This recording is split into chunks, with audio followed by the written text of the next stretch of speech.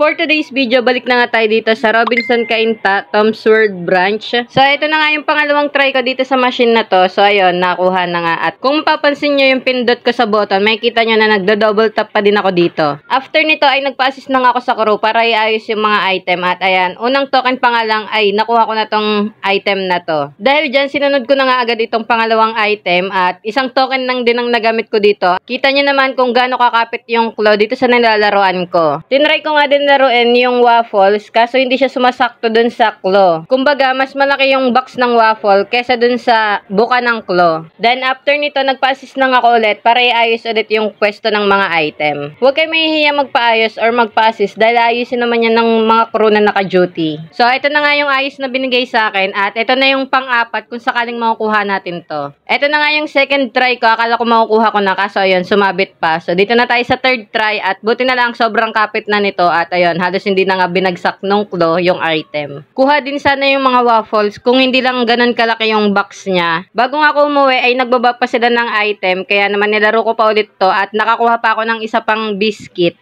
At dahil may nakuha pa akong mga stuffed toy, meron pa tayong part 2. Kaya kung nagustuhan niyo ang video na to, follow for more claw machine win para updated kayo sa aking mga claw machine game. Huwag niyo din kalimutan i-like ang video na to. Yun lang, thank you and goodbye!